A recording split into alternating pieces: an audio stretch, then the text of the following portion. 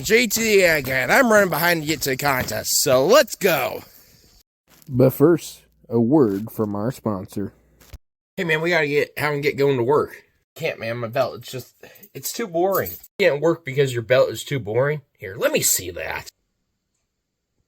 Yeah, you're right. That belt is pretty boring. Good thing the sponsor of this video can help you out though. Wait, are we in YouTube video now? Are you recording me? What's going on? We have the first sponsor of our YouTube videos, Brian Leathersgood. He's from Texas. He's a good friend of mine. I met him during National Convention. He's just starting to make really cool designs like this. Are we in YouTube videos? So you're not talking to me. You can't just record people randomly. Although those belt designs do seem pretty cool. How can I get one of those? Brian's Leather Goods on Instagram. Check him out. Send him a direct message, and he will get you hooked up with what you want on your belt. You can buy leathers from him. He'll go out and buy the belt or piece of leather you want, and then he'll stamp a design on it, or you can just send something into him, and he will do it for you. Either way, he's a really cool guy. He's just starting out. He does a really good job. You should really check him out. Oh, yeah, I will have to check him out because my boring belt design really needs an upgrade. By the way, is this going on the YouTube channel? Because you didn't give me my good side, man. Come on. Hey, come back here.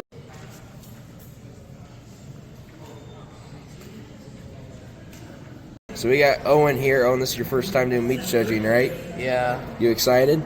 Kind of. Kind of nervous at all? Yeah. Yeah. Do you know what you're doing in there? A little bit. A little bit?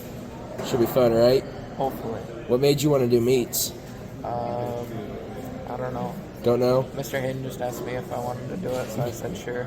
He said, okay. Hey, good reason though, right? Yep. Okay, man, we're going to rock it today.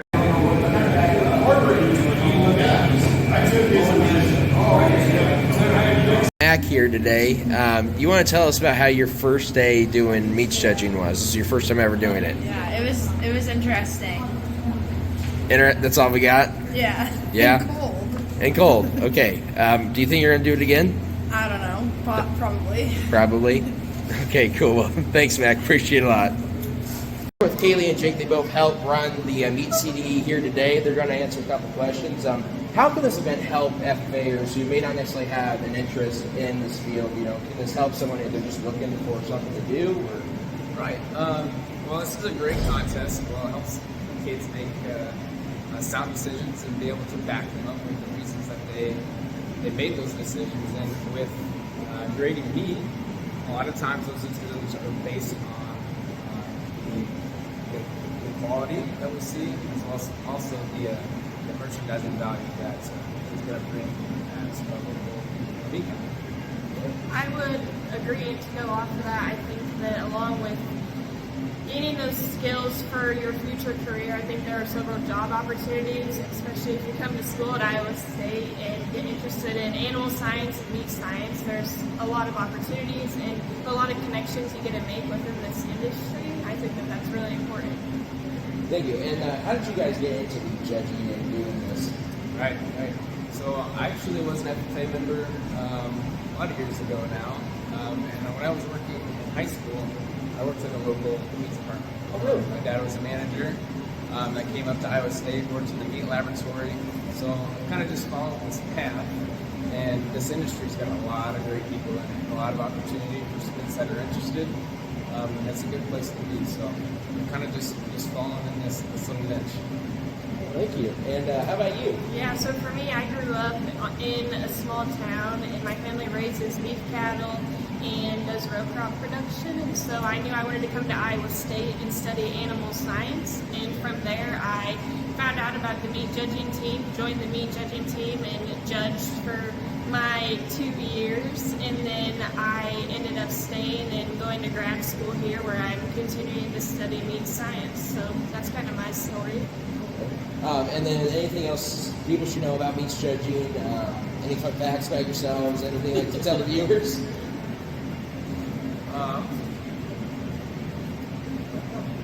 I think that meat judging is a really good way to connect the live side of livestock to being able to engage the consumers and be able to talk to the consumers about the meat that we're purchasing in the grocery stores, because I think there is a lack of knowledge about where our meat actually comes from, and so I think that that's something that I thought was really cool, coming from a livestock background and then being able to connect the dots to what we have here today. Yeah, and I guess that's a great comment. So there's a lot of people that come into this industry from the animal science side of things. Yep. I actually came to meat science, so I did a food science degree here at Iowa State. So I learned some of the kind of the topics like food safety and food chemistry and things like that. It kind of came from that end, so we met in the middle. So it's pretty interesting how people find their way here. And to show you, there's tons of opportunity. Yep. Well, I appreciate both of you guys' time. I know you're very busy helping run the event. You guys need to check out Meats Judging CDs. It really is a ton of fun. I've done it for the last 3 years, and I've had a blast every time. So thank you guys. I appreciate it. Here with Kaylee, she judged leaf carcasses you see behind us right now. Kaylee, you want to kind of tell us how you got into this program and how it's helped you? Of course. So I'm Kaylee Clark. I'm a senior in animal science with a little bit of a focus in meat science. And I decided to join the meats judging team last fall. I took the class and then I joined the team in the spring. I took Animal Science 270 as a sophomore with Dr. Stephen Lonergan. And that class was something that really just piqued my interest. I had never really known much about the meat side of the industry in animal science, and it was just something completely different that I had never had experience with. And kind of getting to do it, I really liked learning about something that was a new experience, and it was just interesting to kind of see a different aspect of the ag industry. So that's how I got involved, and I would strongly recommend everyone trying something new, especially when you get into high school and college age. So people should come do the meat CD if they haven't known it to. I would say so. It's something that not a lot of people know about and not a lot of people are informed about. And it's just something completely different that teaches you a valuable set of skills. It helps you with your decision making as well as kind of learning more about the business side and learning how the carcasses are going to be graded once they're getting ready to be cut up into retail cuts and put onto your plate. Well, I really appreciate it. Thank you for your time. I know you're really busy helping other kids and explaining why you guys judge the way carcasses the way you did. But thank you for your time. Of course, thank you.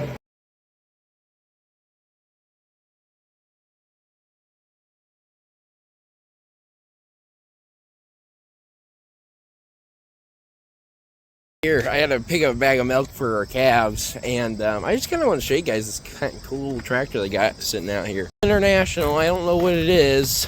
It's a 574 International.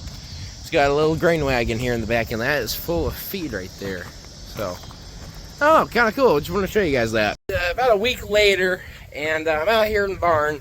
Today we got to clean out the duck pen, and then we're going to try to work on the semi a little bit later today. So, let's get started. This wheelbarrow's tire is a little bit flat, so we're gonna put a little bit of air into it real quick. Typically has a problem with losing air. Every time we do we clean a pin with it, we always have to fill it up. So we gotta find where the air's leaking out, but they're super slow leak. So, yep.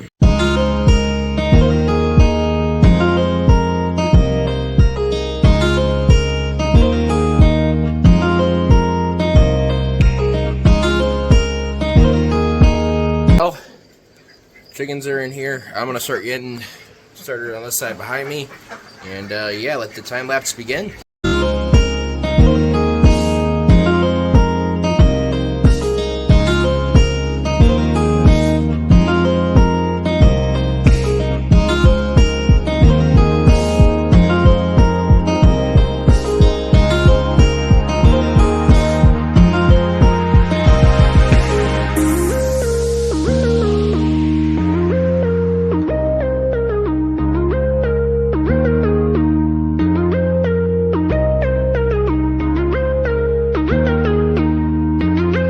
Fields we're harvesting are still fairly green, so where I go to school, Independence, the fields around there are still fairly green. There's some that are really starting to dry out, but where I live, which is 7 miles south of Jessup, it's like almost all the corn is dead.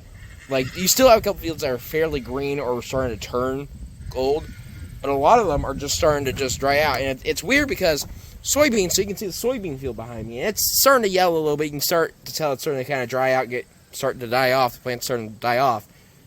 But typically soybeans are at that stage before corn ever is. It's never really corn before soybeans. Now we did have a fairly large heat wave hit us, what did I want to say, 2 weeks ago. So that probably is what caused it. But that's what's kind of weird is it's just, you know, you see that soybean field behind me, it's fairly green. So that cornfield behind me, you can tell some of the rows are still pretty green, but the stuff on the outside is pretty much ready to harvest. So, I don't know, it's a little weird, but we're still a couple weeks out for ours, I think, that we'll be harvesting.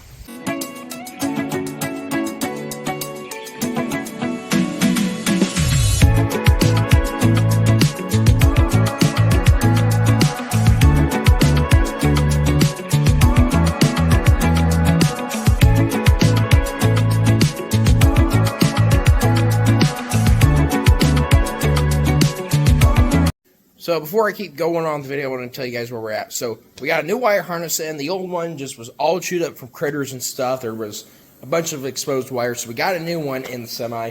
We haven't hooked up to the battery yet, but the batteries are currently charging. The other thing we did is there's these Z springs in here. And we've replaced the one on this side, but we have to replace the one on that side. And that's what I'm working on right now, was kind of knocking the rust off some of these things and kind of just painting it so it's kind of a nice piece. Anyways, enjoy the time lapse.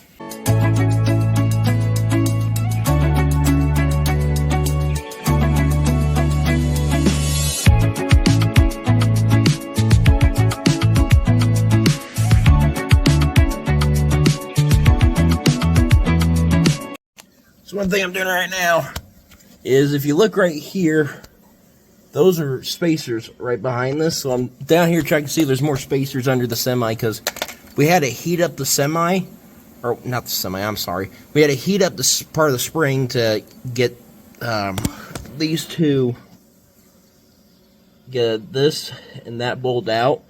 And actually there's a picture of it from last night. Yes, I took that picture like that because, you know, I had to get that thumbnail.